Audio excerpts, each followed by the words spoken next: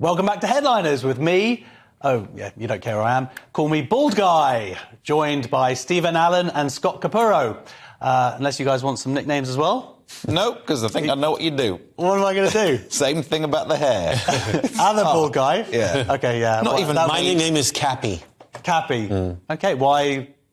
When I was on a tennis team with a lot of old ladies when I was in high school. And that is your genuine nickname? And they said, oh, there's a Scott on the team, we're going to call you Cappy. So that's, yeah. There we are. Okay. Well, okay. That's what I'm going to call you. Old ladies like me. What can I say? Okay, Tennis with old ladies. Yeah. Well, you raised just so money you could win. Yeah, and they made me feel sexy. They did. Okay, that's where it all started. Good to know. Let's start with Monday's Guardian. And does China want us to die, Scott? Well, maybe. China bans fruity vapes, which is also my drag name. But Those old ladies come up with that as well. Hey, fruity vapes. Oh, if only they were alive. Hey, fruity vapes, go get the balls. But not their export to the UK. Popular disposable brand will still send products to Britain, but they are denying them from their own population. They're flavored e-cigarettes. I know nothing about this stuff. I only smell it. Don't really know what it is. But they're fruity and sweety, and they cannot be sold on the domestic Chinese market. But they will still manufacture them and send them and ship them around the world. That's thoughtful, isn't it? That's nice. It's kind of like this. I think it reminded me of ammunition bullets in Britain, because Britain's the second largest producer of bullets in the world. I looked it up this year. The industry will be worth $3.3 billion.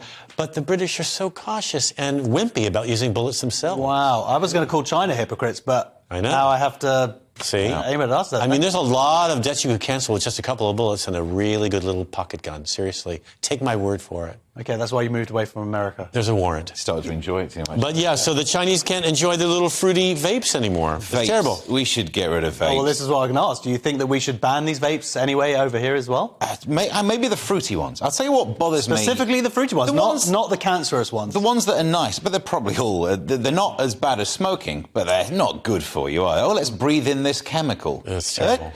But what I don't like about the fruity ones, it reminds me of that era in the 90s when the Alco Pops came out. When I was young, when we wanted to learn how to get drunk, you had to drink something that tasted terrible, and then they invented a nice thing for the kids. No, same for smoking. Now you can, as a young person, get into smoking using a fruity e-vape. It's not. And heroin would like kill you back in the day. Yeah, but now it tastes like chocolate. It's delicious. My father was involved in all that, actually.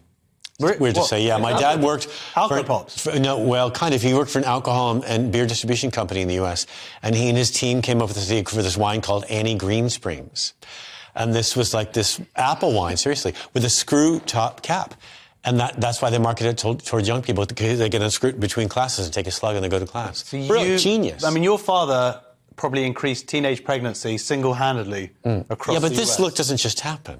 This is. Oh, is that from drinking? This is French piano lessons in private school. Oh, no, I see. Sorry, I thought that you were raised on this drink. What's a couple of alcoholics if I can, do a pirouette? I'm 6'2". What's prettier to watch, really? You, yeah, obviously.